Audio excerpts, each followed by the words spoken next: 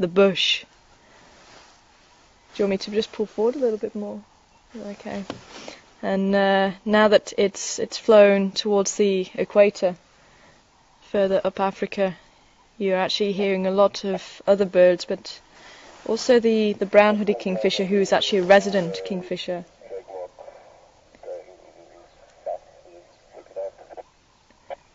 And that one, you can actually hear it around by the dam occasionally, but they don't tend to sit by the dam too often. But you get them sort of saying, pity for you, pity for you. But they're a lot more softer and they're not as bold as the woodland kingfisher. It seems to be when they're here, they kind of take over a little bit.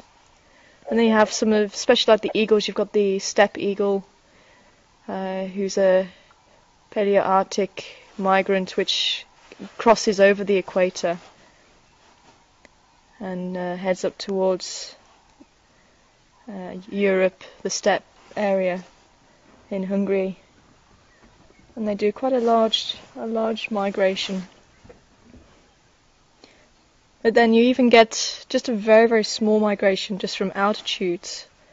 So like a paradise flycatcher will, they're quite a beautiful little bird, and they've got a bright blue head and a red body, very, very long tail for the males.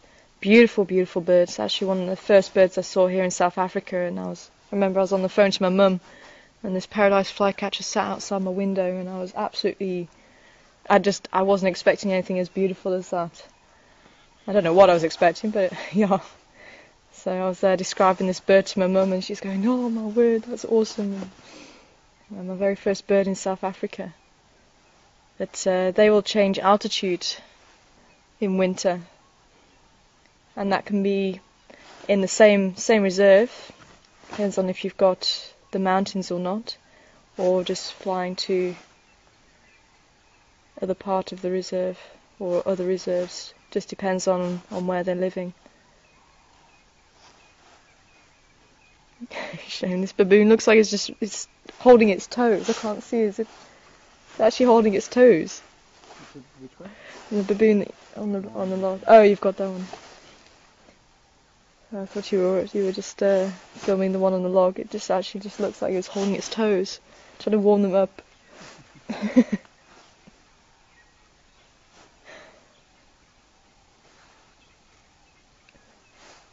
You got the one sunbathing there. Yeah. Almost pulling a lemur pose. If you've seen ringtail lemurs, and they sit with their hands resting on their knees like that, and it just exposes the thinner skin, and it acts like a solar panel. Helps them to warm up a lot quicker. Obviously that's why you get lions rolling around on their belly when they've eaten. It actually exposes that thinner skin on the belly, and it allows the heat to expel.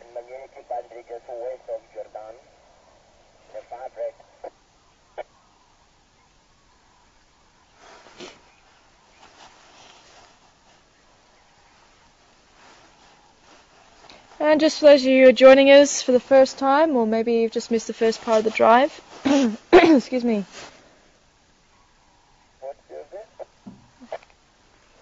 I'm guiding this morning. My name's Tara. I'm going to be taking you around on the jigger, or the new vehicle should I say, it's not jigger this morning. I'm going to be driving around Djuma Game Reserve, and Herma's joining me on camera this morning with cows in final control. And this is 100% live, so we go out every day on the game drives looking for animals. And with it being 100% live, we don't edit anything, we don't cut anything out, so what you see is what's really happening now. And that is really awesome, because you get to see some behaviours you don't always get a chance to see on documentaries, because we try and sit with the animals a little bit, observe them, watch them. We try not to interfere with their behaviour at all. And occasionally we have managed to see kills happening or hunts happening from the big cats. And I had one of those a couple of days ago. But we also get a chance to see matings, as you just saw there, As I say, it's always worth just sitting with the animals as much as possible.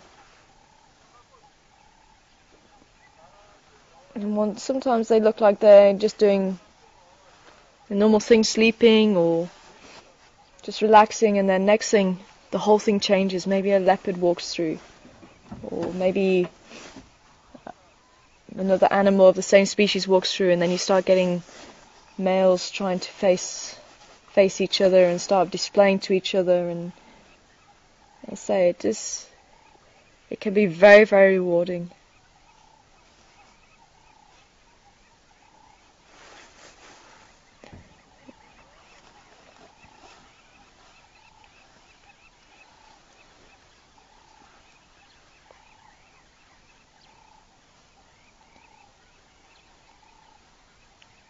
Now I wonder if this male is following the female, because her backside does look quite swollen, and obviously with the little one mating with her, he was just practicing mating. Obviously he does have to learn at some stage, but I think that big male is actually following her because she is in estrus, and obviously the more swollen her. Okay.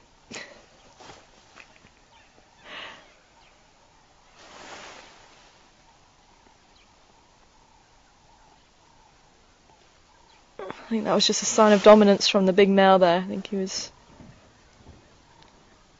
and that's sometimes what does happen. You get the males looking like they mating with another male, but it's just a.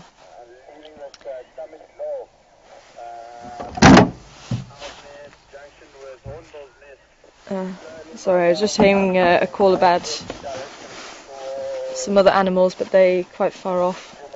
But as I say, you get them displaying the dominance by sort of reenacting that. Especially with male giraffes, you may see that if they've been sparring, and especially just sort of practicing. And the stronger one of the the two will then mount the other male. Obviously, he has to learn how to mount a female anyway. So that's all part of it. It's practicing, but it's also a sign of their dominance. So it's sort of making the other male subordinate almost. So if you do see that, then that's the explanation for it. As I say, I thought he was actually following that female to go and mate with her, but I don't know if her rump is swollen enough yet for him to really be too interested. But he certainly looked like he was following her. And you'll also get the female sort of displaying it to the male as well. And if they're sitting there, they'll sort of put their head down and show their backside to them, and just sort of show how swollen it is, and that usually entices them to follow and then mate with them.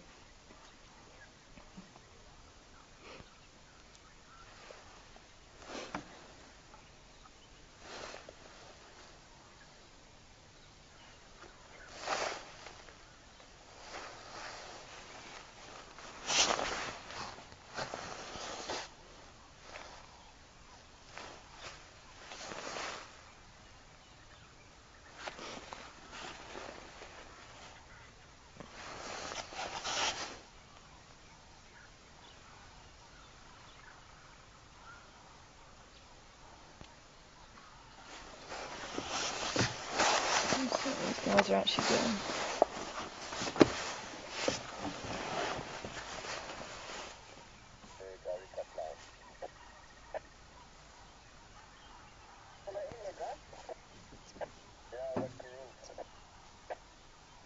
I think that is one of the larger males. I don't know who have you got in focus for No, I've got the baby in focus now. Oh, okay.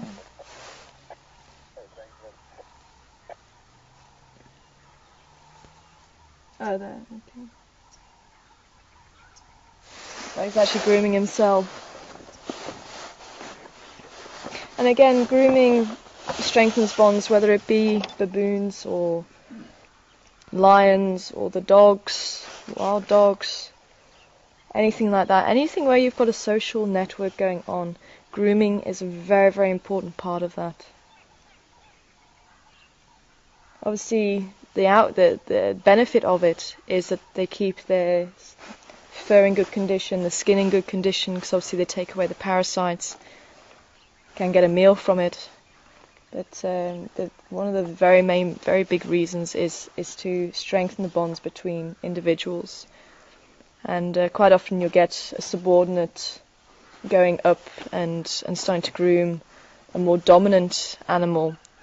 And that's basically them wanting to make a bond. And if it gets accepted, then obviously that more dominant animal, if it's getting picked on, will have its back. So it's sort of making friends. And especially if you've got a large troop. I mean, obviously this is quite a small troop, somewhere between 13 and 16 and 17. So the numbers do keep changing. But especially when you've got a large troop, it's all the more important to make these bonds between each other. Okay, we've got a lot of alarm calling. Cool, let's see if we can catch up with what's going on. So there's definitely a lot of alarm calling going on.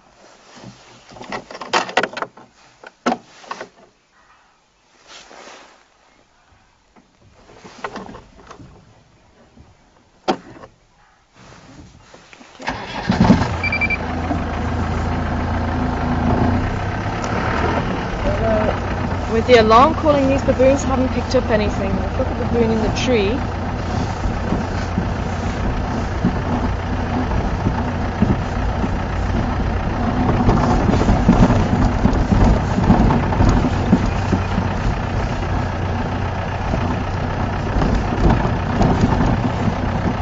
I'm not too sure which side of the dam the alarm calling is coming from.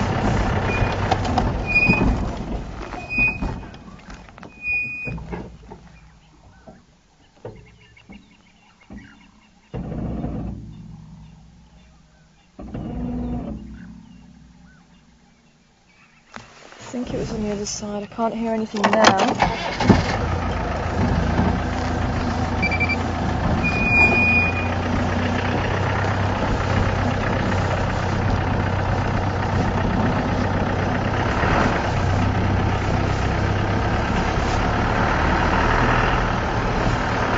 It sounded like it was actually in the drainage line. Did you hear it?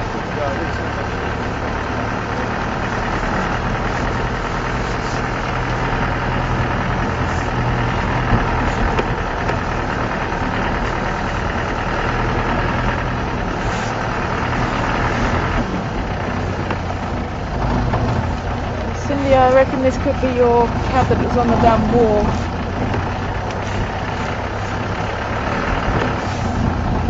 I'm not sure.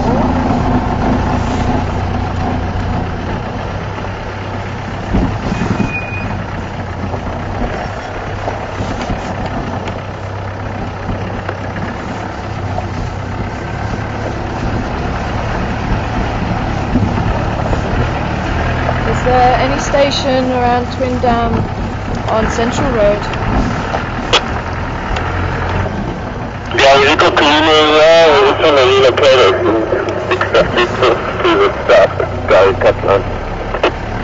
Copy, I just got you a visual. Can I join you? Sure. Do you think I need to go around onto Twin Dam? Yeah, could you got to find unit drag mark down towards the drainage line. Just trying to figure out something that's blocked it. Okay, copy. Apparently, the vehicle up ahead just caught a glimpse of Karula. She's gone in here, so that's obviously where this snorting was coming from, around here.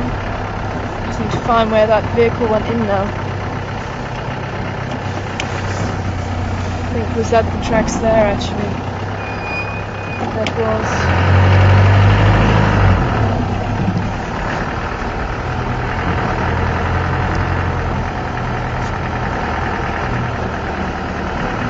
We got Oakland, she's aiming for the drainage line.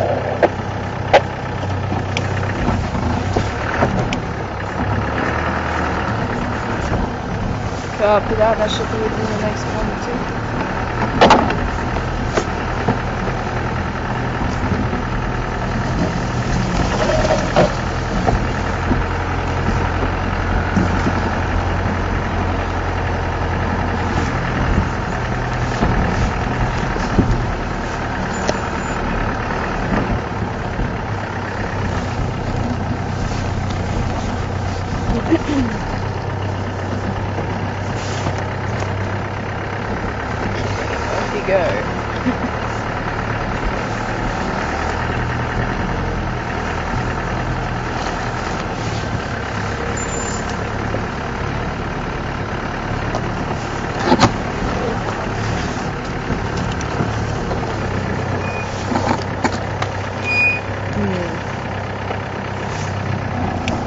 I saw him disappear in here.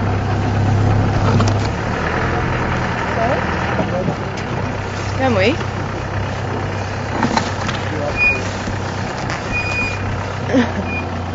Just looked a little bit steeper than I thought actually.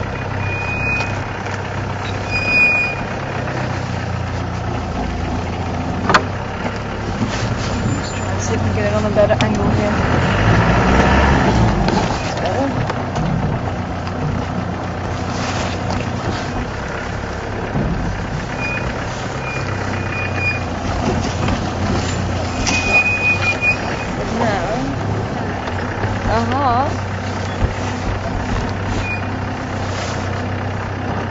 Where he is in relation to us now.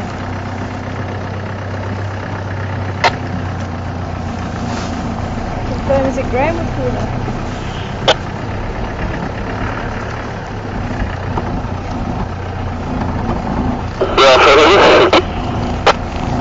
Do you have audio of my mover? Not at the moment, I'm just flying through some stuff.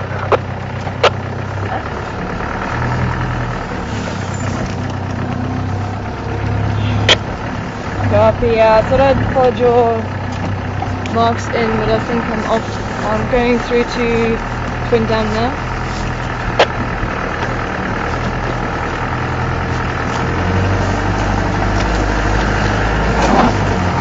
Okay, mind the buffalo as well.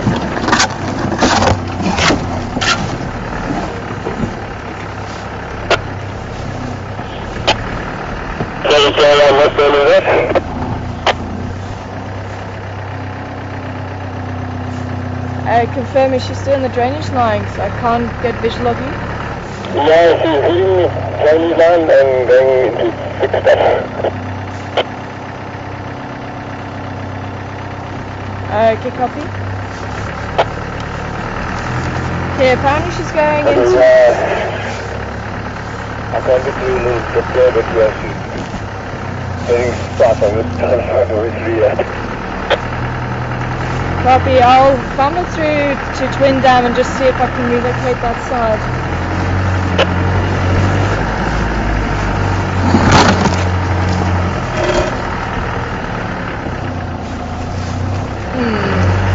What? Might have to go back to where we came. Sorry?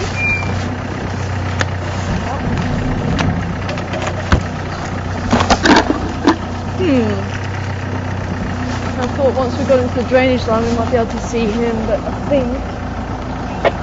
The guy from City to Dollar on Yellow Road South, working road south on that road, sitting on the eastern bank south. On the eastern bank? Copy that, so Central Drive onto Nyala.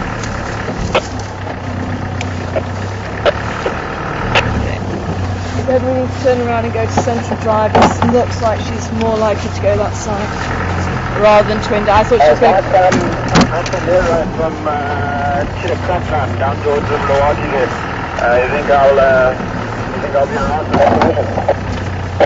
It sounds like she's going to cut through the drainage line and come up the other side, but he said that she's gone through, gone south.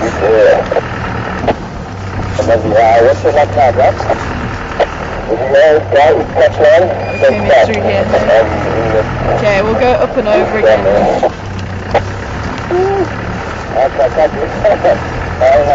It sounded like it was going through quite thick stuff at that stage. Morning buffalo thorn here.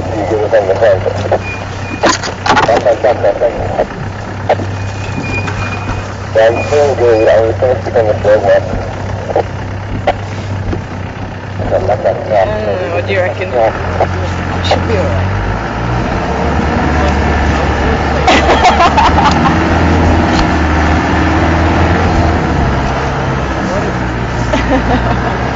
She's doing well, right?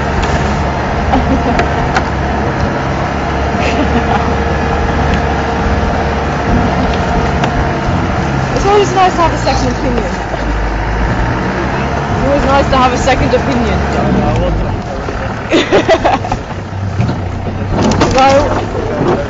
Well, I'm kind of the same. Still don't know where Graham went from though. But we'll see if we can try and get ahead of her. Get through that, yeah.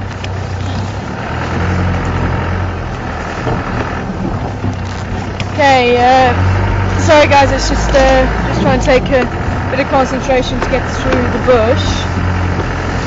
But for those of you who missed what was going on, Graham, I heard snorting from Impala this site, which there was alarm calling saying that there was a predator in the area, and just as I came onto the road I saw a vehicle and Graham said he had a Karula, and that's where he went in. Out. So Graham had Karula, he followed it into the drainage line,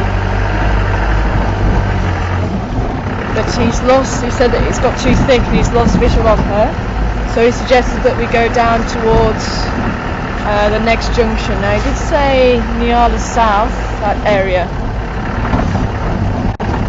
so we're going to see if we can catch up with her from this side, because I was going to see if I can go into the drainage line and catch up with Graham there, but I think he must have been a bit further down here.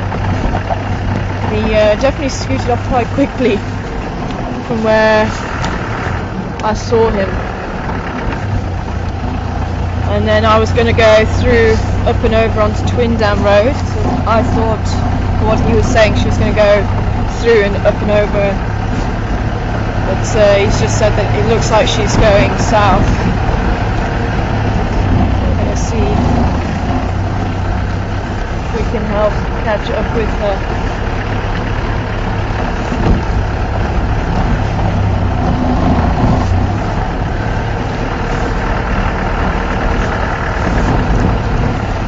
So Cindy, I think Karula could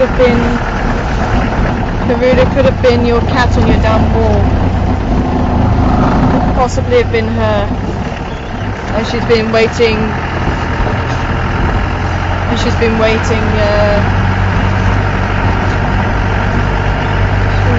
To try and hunt the Impala.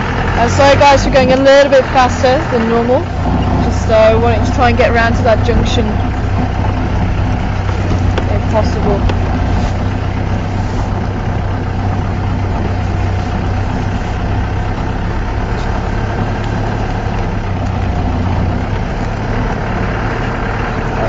Graham, have you got visual yet? No, but I could hear you pretty much stood me there.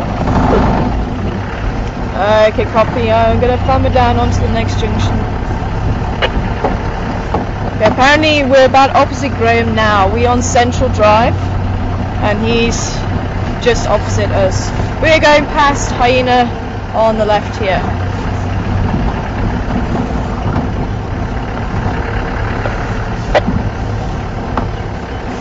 And this is exactly what I was saying, with it being 100% live, we don't know what's going to happen. We've sat there Watching the baboons quite nicely,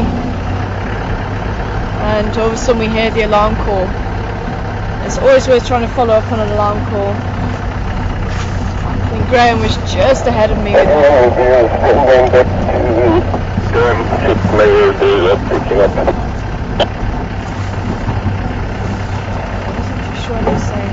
So it sounds like she's coming towards this junction. Okay, Graham, I'm on Vulture's Nest now.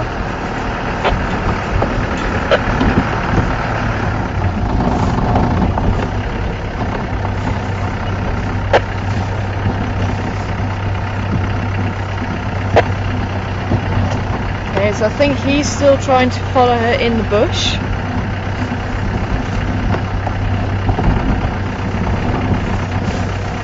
We'll see if we can head down. He said it sounded like she's following a drag mark.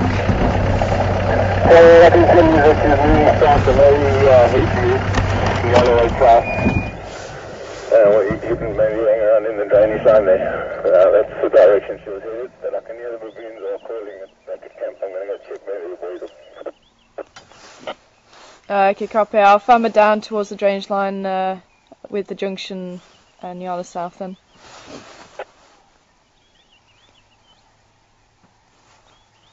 Okay, I've got a Birchall's cuckoo here. Sorry, it was just too nice not to stop for. We're going to head down the Vulture's Nest to the back of Chelapan. Graham said he's now hearing the baboons calling at the dam, so I'm just wondering if Kaz can maybe have a look around for us and just see if Karula's sort of done a U-turn and gone out, or whether it's one of the boys maybe there. But we'll continue down the drainage line and just see if we get anything along here. But as I say, it's so nice to see the Birchall's cuckoo. Okay, he's just got all of the feathers flat. You might need to look where we were with the baboons. If you can maybe look in the tall trees where they were sitting, maybe around the road, that'll be great. Okay. It was just so nice to get the shot of it.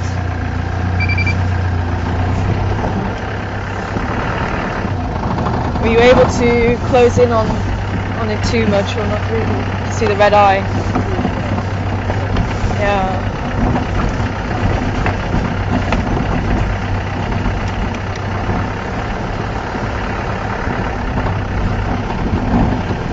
Again, just with his feathers all out like that, just trying to warm up. And obviously fluffing out, as we've seen them do quite a lot recently. It's just like us putting layers on. Yeah, the baboons, Graham said he could hear the baboons calling, so I think that we'll still be around the same area. So, just wondered why they're actually calling.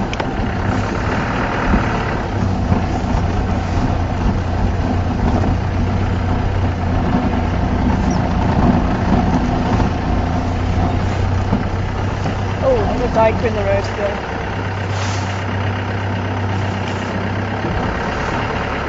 Let's see. Oh, there he goes. I think you'll be able to get him. Yeah. It's slowed down now. No. Too far gone now. Grey diker, or common diker. The largest of the dikers. Blue diker being the smallest one. Probably about half the size of the grey diker.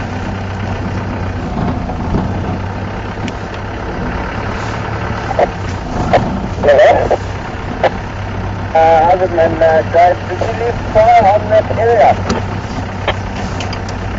Because you live far there in that area of Karula.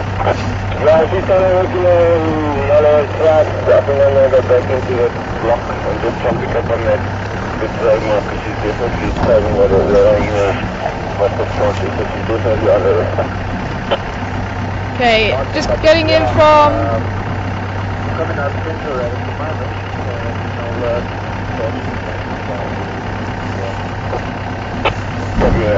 down the way, yeah.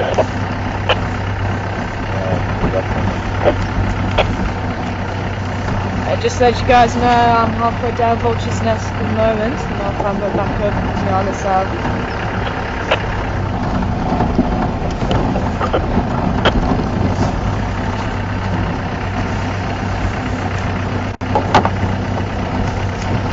And again, if anybody wants to ask any questions, then you just need to email them in at firecontrol@safari.tv.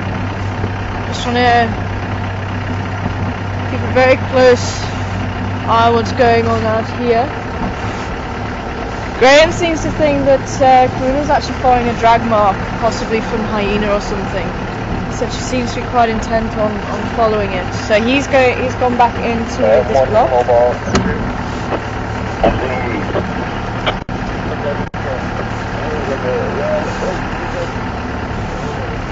So unfortunately, it's quite difficult to pick up any tracks on the other part of the road, but here at least you've got some sand. But there's no drag mark here, and if she is following the drag mark... Ah no, here we go. I think this is quite an old one. I think this is the one that we got yesterday. Yeah, we put over it with our tyre marks yesterday. So that's not a fresh one.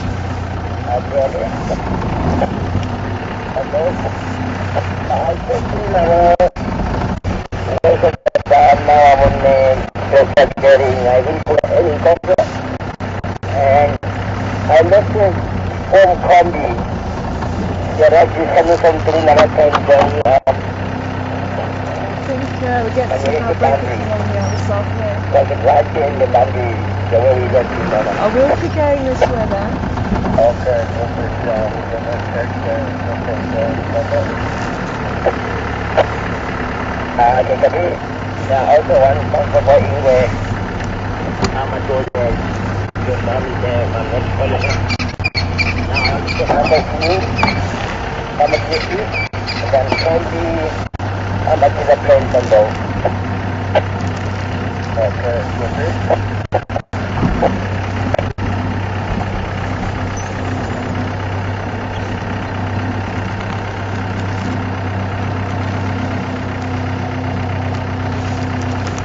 This is where it looked like she was moving towards.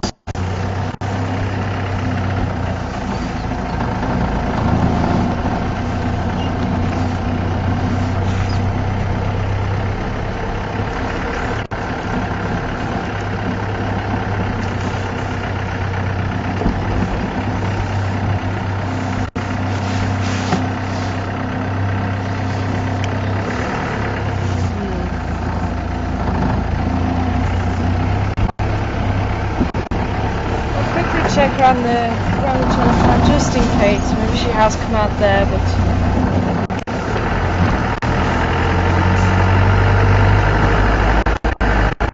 she'll see.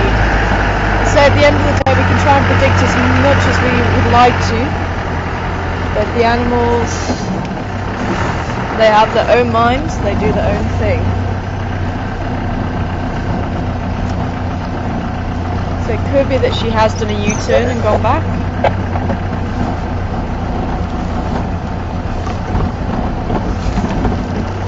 I don't know obviously what speed she was travelling at when Graham was following her. Do you have anything about Nala sitting on the company?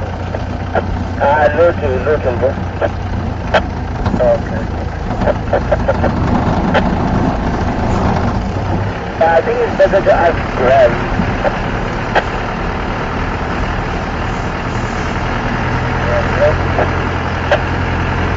Check around the back of Chelopans.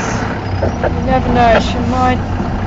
Graham, do you have anything about the Nala? Someone's just asking about the lions. That one, but we went out there, but there was just one one there, but they always...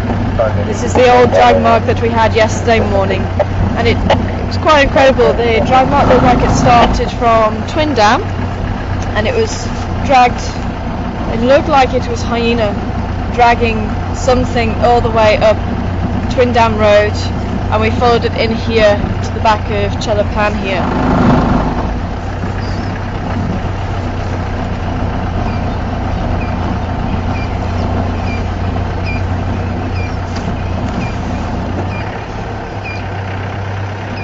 Why are those Franklins calling?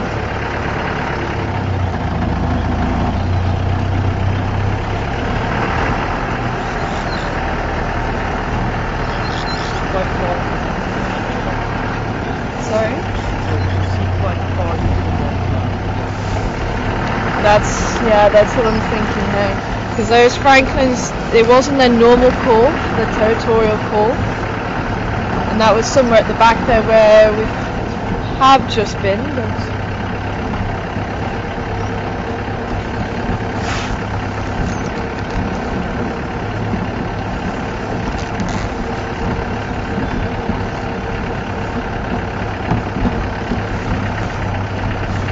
sorry?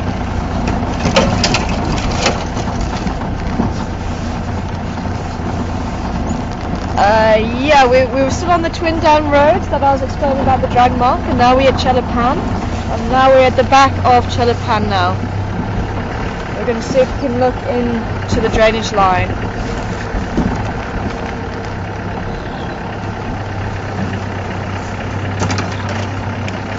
See if we can see anything from this side.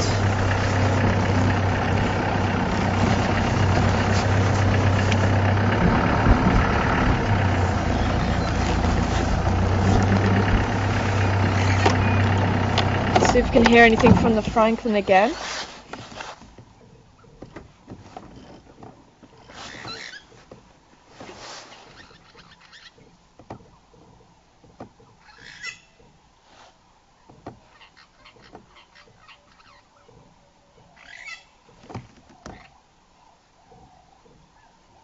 Actually, it looks like this hole is being used. There's some wet sand there, and that wasn't there yesterday.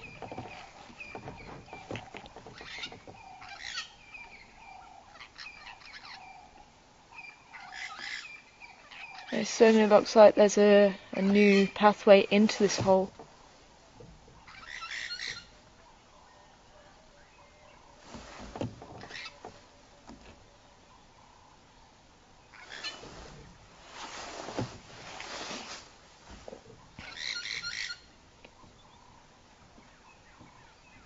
It looks like it is actually hyena marks there.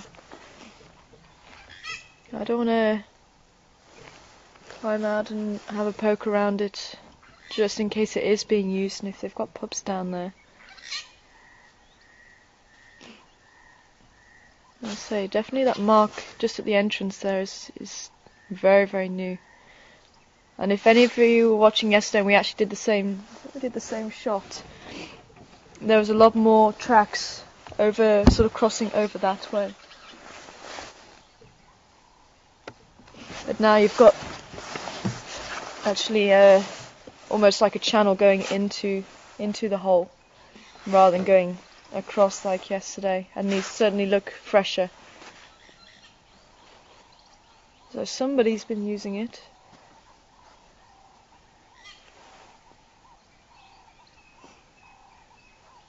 I'm not hearing any more alarm calls here.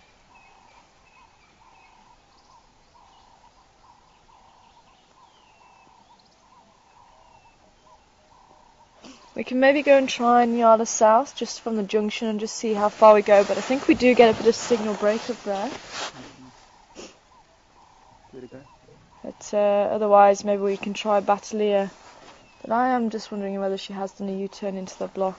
I didn't see any tracks coming out along Vultures, and if she did go across to Nyala, she would have to have crossed Vultures at some stage. No,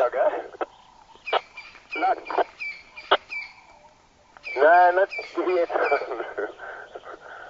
It's a disaster in here. No, we're just trying to go find the drag mark again. But it's turning into a mission. Graham's still trying to find the drag mark. Now, what I'm going to do is Someone is at the dam now, so they can have a look around, see why the baboons are calling.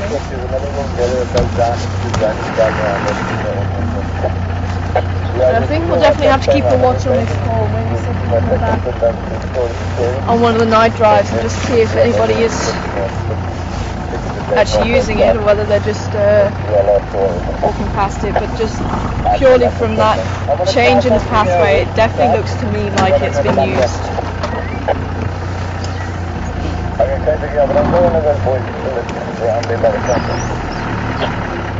I'm sure you must maybe have somewhere room one or something like that.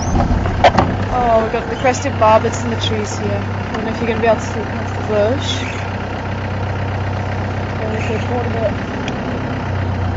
Sorry? There.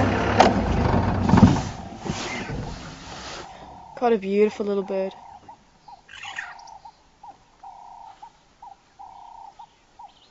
I can't see them properly from this side. he's just hopped. I wonder if I can move. Got the Birchall starling in the tree with them as well. Oh, there we go. He might just hop back actually.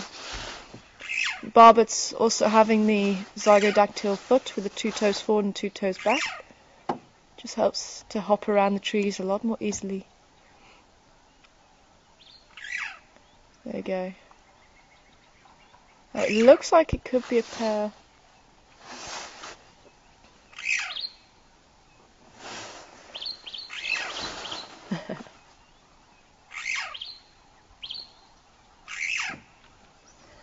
And their call, unfortunately I can't make it, but their call sounds like a stick cord in a bicycle wheel if you turn a bicycle wheel. And if it's a long call, it's looking for a mate.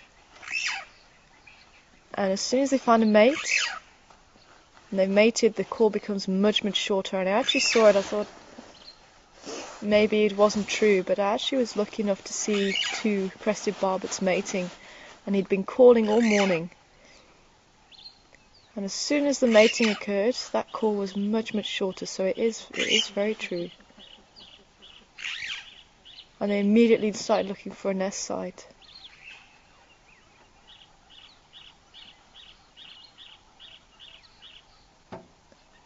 Quite often you'll find them around a termite mound. They'll eat the termites and ants.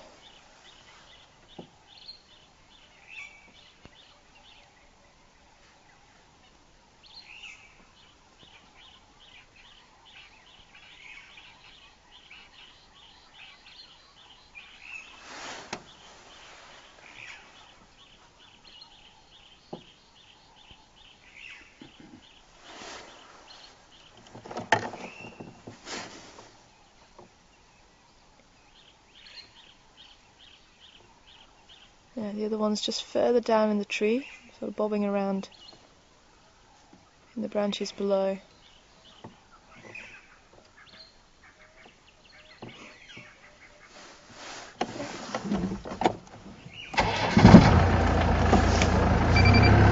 Okay, so we're still on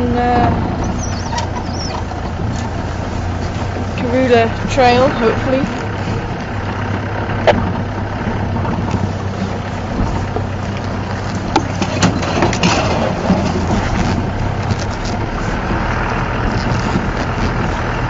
Got a grey lurry flying over.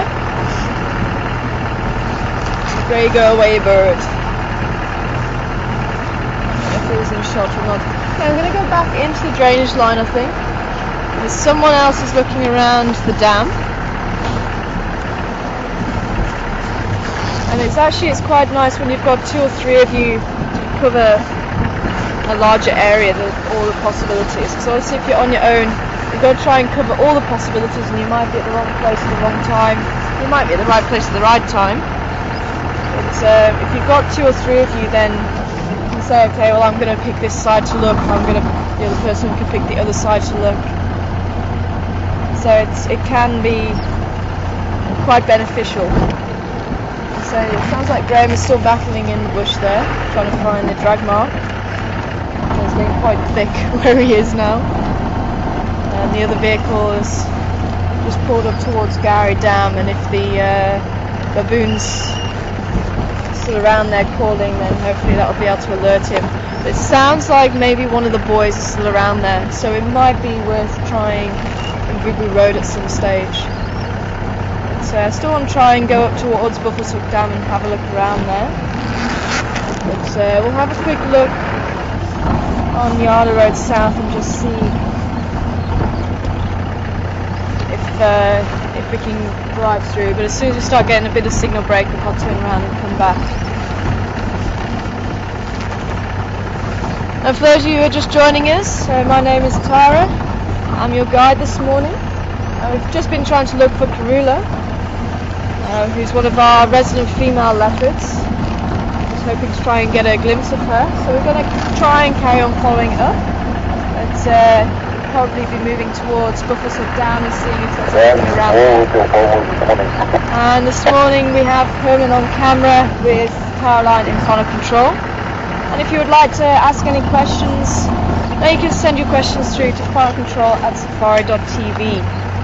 And Caroline will be able to radio them through and I'll be able to answer them live. So we are transmitting live from Djuma Game Reserve out here in South Africa. Believe me, it's a very cold morning this morning. I've still got my gloves on. Even though the sun's shining, it still needs to warm up a little bit.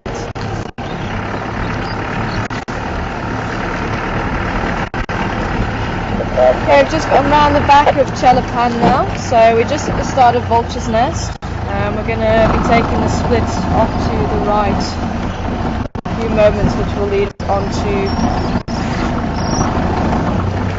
Nyala Road South.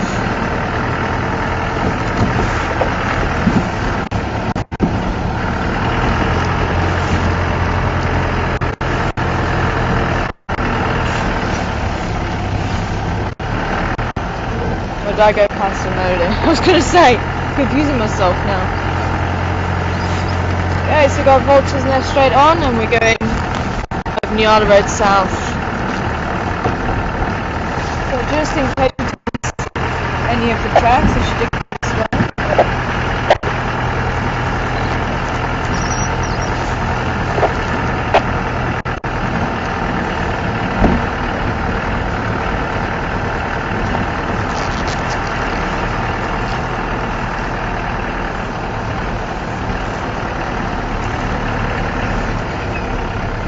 So we've got Franklin's calling, that's the territorial call.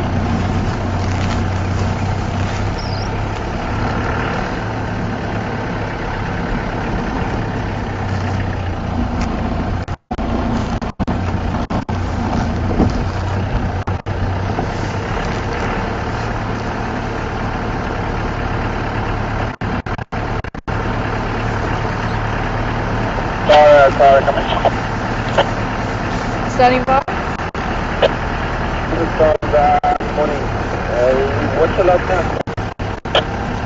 Good morning, I'm on the Yala Road South at the moment, junction Vulture's Nest. Okay, nothing goes up. Lutu so far, I might try Vulture's Nest again, but there's Lutu so far. Thanks, Todd. So we'll go up Grangeland Junction, Piccadilly Junction area and I'll look from there. Just trying to find all out of here. Okay. Are you still in the training van? You can't hear me, Brad? I'm like, going left. Okay, left. Look, over, we got the wall in front of us. Yeah, we're coming down right here. We're fucking evil on the block. Just have a Warbridge Eagle's Nest coming past English Road, Wildcry. I'm going to do some Okay, well we've got quite a few vehicles in the area, so hopefully she does pop out. Then we might be able to see her.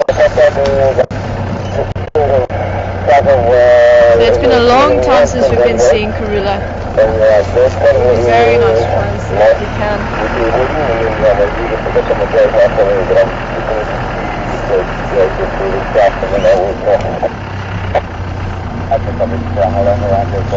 And if anybody was watching from yesterday, I think we've got a positive ID on the tree with the red berries. And as I say, I'll try and see if I can drive past it for those of you who weren't on the drive yesterday.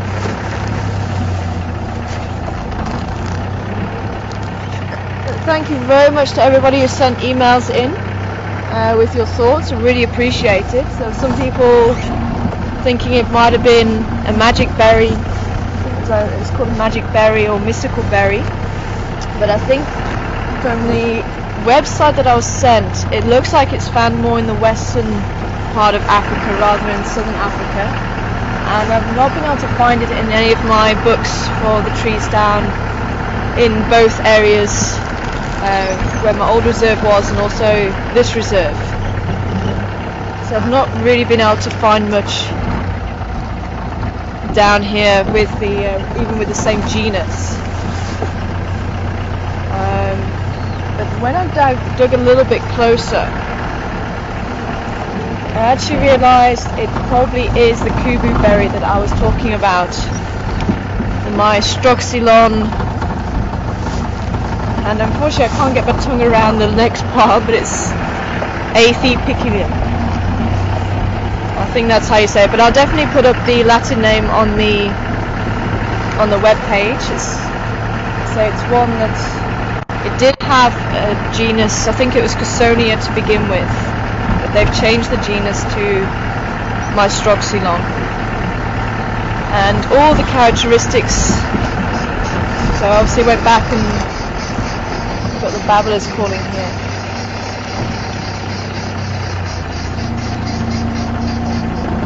I think they're just a little bit too far in the bush. I don't think we'll be able to pick them up with the camera. The arrow marked babblers.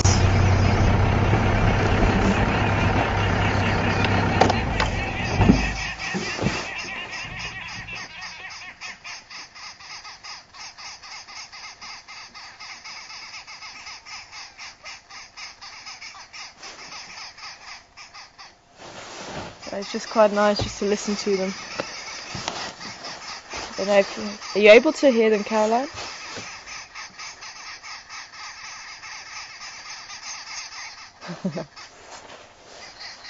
Yeah. Now unfortunately they're too far into the bush, we're not going to be able to show you them. But it's just quite nice just to be able to hear them. You don't hear them very often around the dam, so it's not one of those calls that you guys would probably recognise. It's a very, very recognisable call once you do hear it. So now you've heard it, hopefully you'll remember it. It's a very, very distinctive, very loud call. As I say, if you have that outside your bedroom first thing in the morning, believe me, it's a very big wake-up call. The arrow marked babblers. They have an arrow marking on their chest.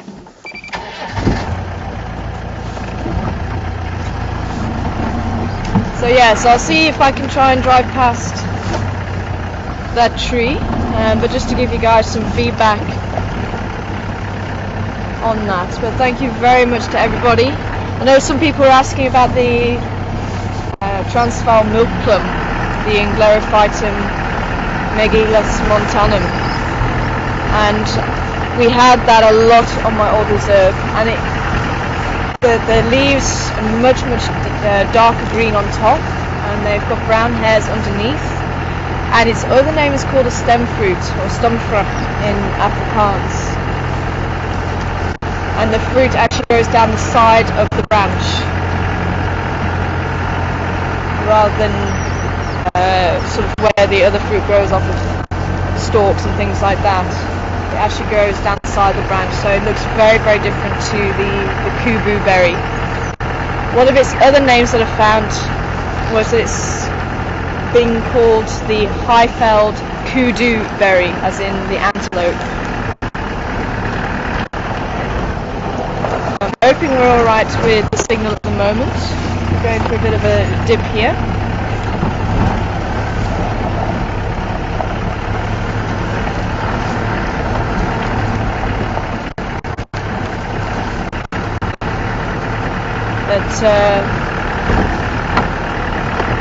The true kudu berry, the leaves are very, very different by the looks of it. And the fruit also is not a red colour. It's more of a golden brown, yellow, greenish colour. So it's not the true kudu berry. And that's actually got one of the longest Latin names in the book at the moment. Pseudo-Lachnostalis maprotundifolia.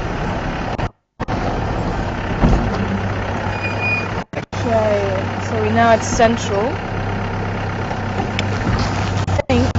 See if we can turn around again.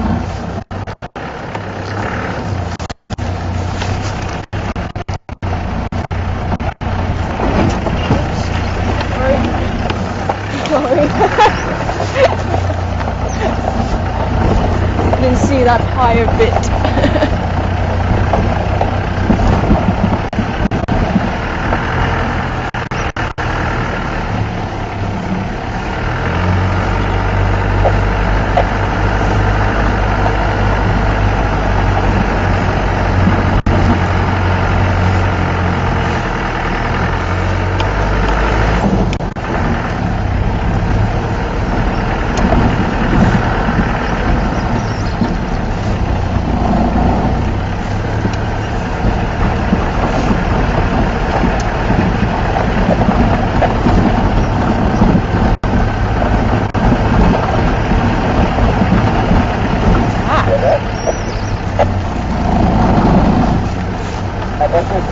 Going down to the dam water. Oh, just got a little tree squirrel here. Are you able to get him or not? No? Yeah, I don't know if it's that fresh though. Down.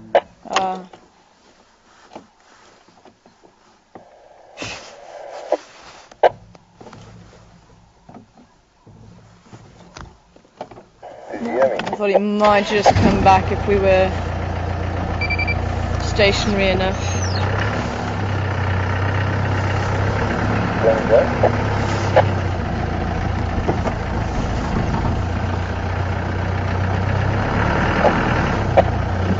Oh, there's some wild asparagus there, though. I'm just going to put you closer than you are. Let me just see if I can... And see exactly what the hell's going on. Coming up on Spaghetti Junction, let's be closer. Yeah, north of you. I went to Spaghetti Junction and then went Yeah, up I'll to see if I can... And I've got leopard tracks and drag marks, but all going north.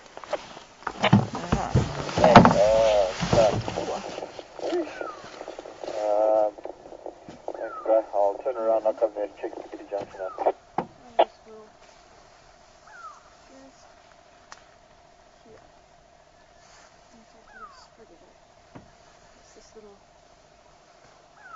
I'm just in this block where you cross the small tributary. Oh, so you're going to try and So I think I'm going to have coffee. put it on there? Have some coffee. Just see if I can turn this radio down a little bit.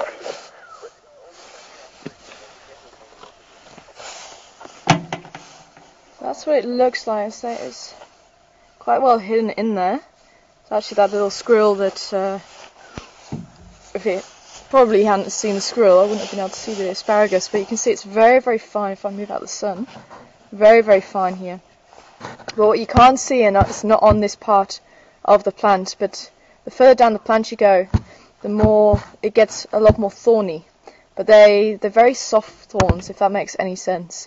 So they're not like hard, like on the acacias or on the sickle bush, where it's made from the bark, especially. You can see it's a very, very fine plant, and as I say, the thorns on them, they're almost like hair-like, but they're hard enough to, if you try and grab it, you definitely feel the thorn there. And the wild asparagus will have very bright red berries, so it's quite distinctive when they do have the red berries. Otherwise, you can see it blends into the bush quite nicely. But the possibility or the reason why they might have these thorns is obviously to stop animals picking or trying to pull up the plant. And you can actually eat the tuber. And I've done it myself when we did survival. I managed to dig out a tuber and managed to eat it. Not the great tasting tuber, I must admit, but if you're in a survival situation, then you can use it. And it's also thought to prevent or ward off any evil. So some of the tribes will take the asparagus and hang them outside the door. They used to do that, just try and ward off lightning and also evil. But they have also been looking into the properties of asparagus, because quite often when plants are used, there is a reason for it, and it's even just warding off evil. There's obviously a reason why this particular plant has been picked to do that. And this plant, they've been looking into antibacterial and antifungal properties. What they have found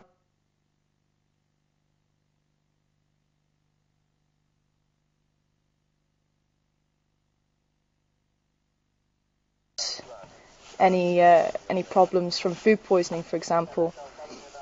So it's been quite interesting, and as I say, they have been doing a lot of research on it. So a little plant that doesn't look very significant could actually, it's been quite important medically wise. That's the wild asparagus, and you can actually eat the shoot, just like normal asparagus. You can actually eat the new shoot. But possibly baboons is one of the reasons that they have these thorns, that the baboons might pull the asparagus up. So if they have the thorns, it's more of a deterrent than anything.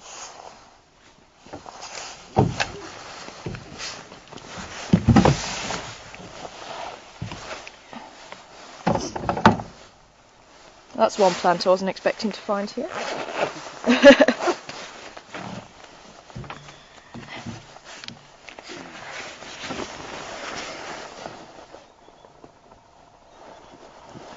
Okay, first layer is coming off.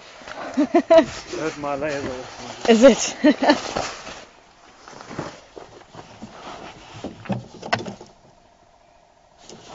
Was that you? Yeah, squirrel. Maybe it was a squirrel. I think you might have thrown something in there. Okay. I grabbed her.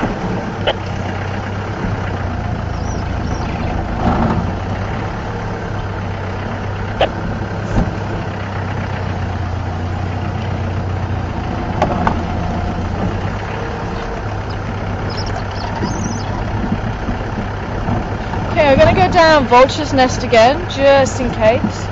And then what we'll do is come out by Chelapan again, go up Twin Dams, and then I want to try and go around the back onto Vubu Road.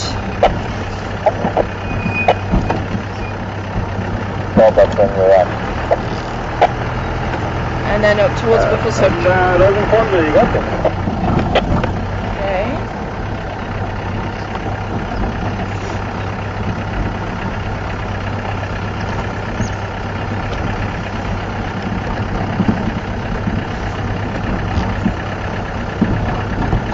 I grabbed her.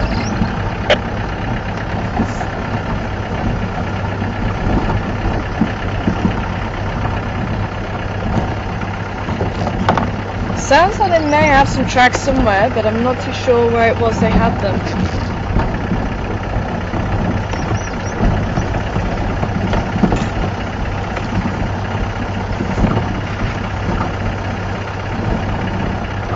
I'm actually quite impressed that the asparagus is here. And it seems to be quite a widespread plant. I've seen it down in Gauteng, I've seen it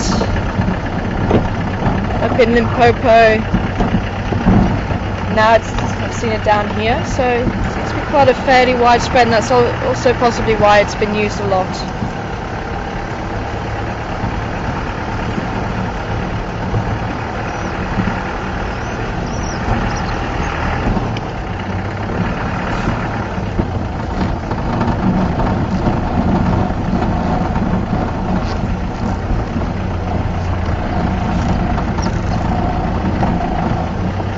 The hyenas like this area. We've seen them a couple of times now around here.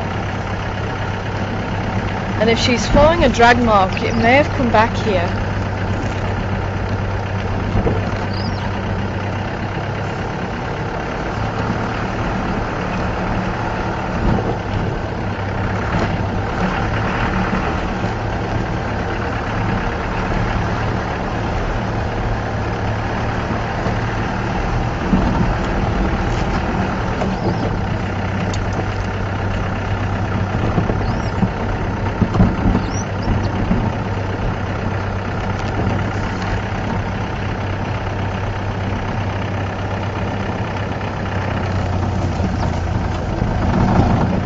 it doesn't sound like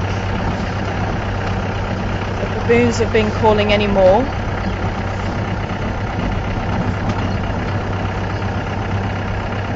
It sounds like they've gone back to daily business of looking for food.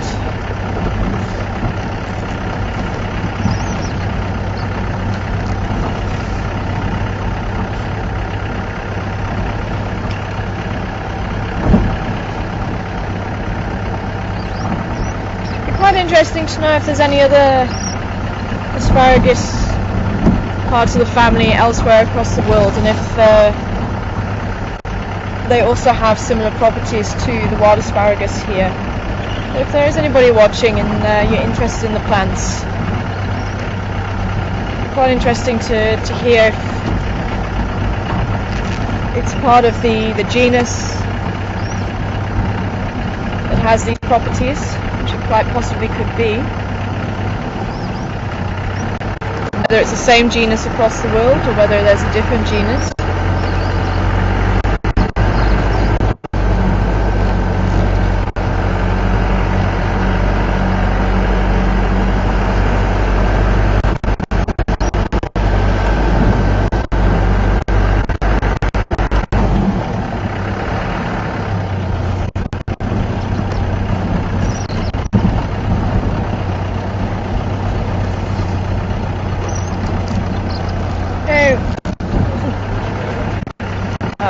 Didn't copy that at all. Hey, we're on Vulture's Nest still.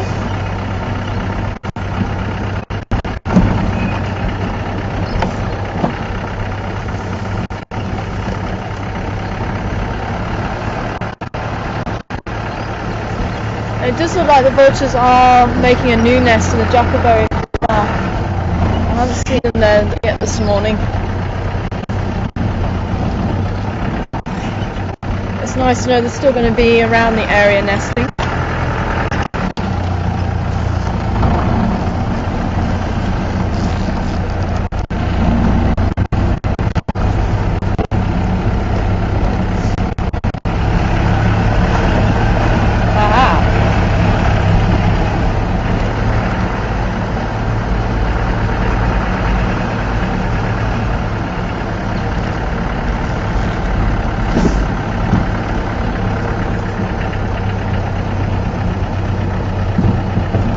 Okay, I can hear you now. So what we did was Nyala Road South. We went from around the back of Chelapan, Nyala Road South up onto Central, and then took Vulture's Nest back down again. And we're back on Twin Dam. And it doesn't look like there's anything from Karula coming out, so I think she might still be in the drainage line here.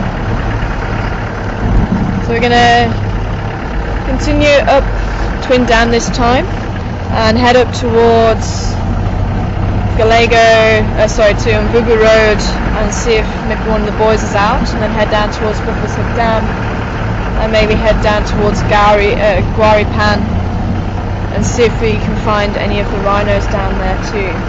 But I'll definitely show, for those of you who weren't able to join me on drive yesterday morning, I'll certainly see if we can stop for that tree I was talking to you about, the kubu berry.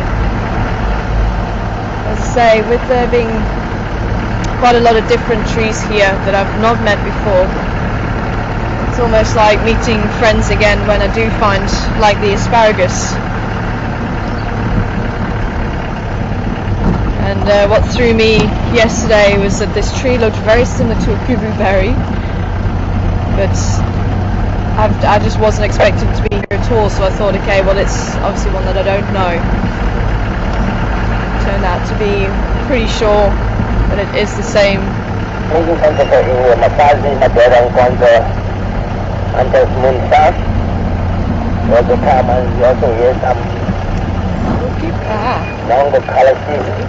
And also some other calls of massage Madonna English and this Moon Main Road heading west.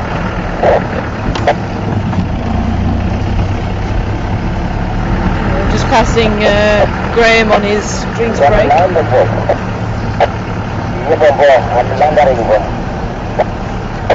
Just go over. Okay, everything's in board.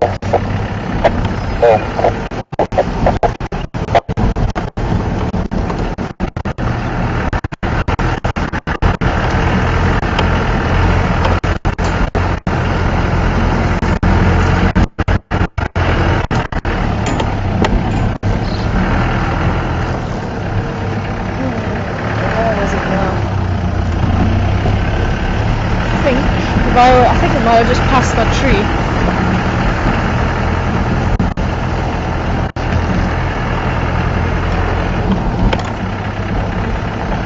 It's just before the dip. I think Graham distracted me. It could just be here.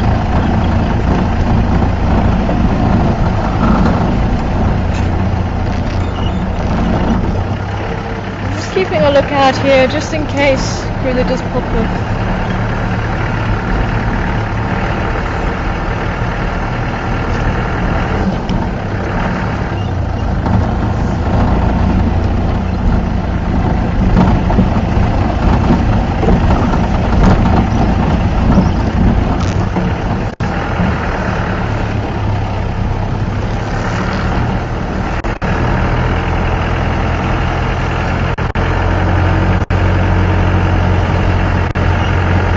Yeah, I think I must have been looking away from that tree at the same time as we drove past. I'll see if I can put a picture. Someone did send me a nice picture through where we had the berry and the leaf on the dashboard.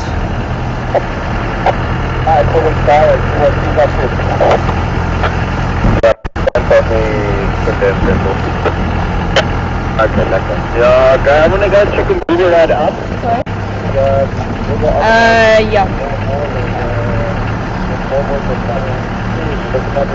Marlow as well. Marlow's also looking at that direction to that. Because when we found it, I'm sure they're in the stuff just on just out of Vancouver Road and West Brook County Cut Line. Yeah, I don't know. Okay, trying to get a word in edgeways. Very judgy on the radio this morning.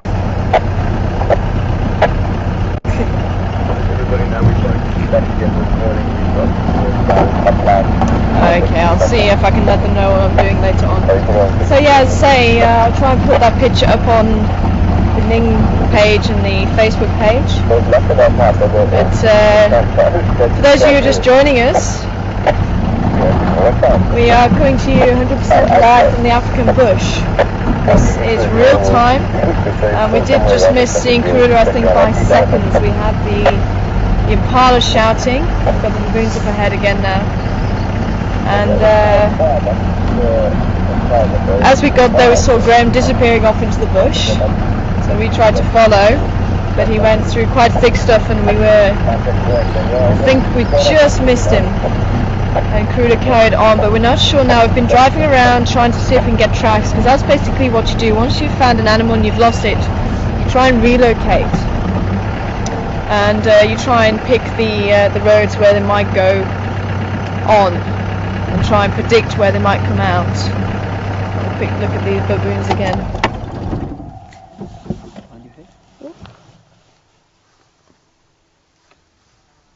Trying to get the last few berries off of the guari bushes. And this is really nice. These baboons are starting to become very relaxed around us. They're not running away like they used to, even when I first arrived. So I don't know if we call by association because they've seen us with Graham a couple of times now, or they're just getting used to the fact that we're not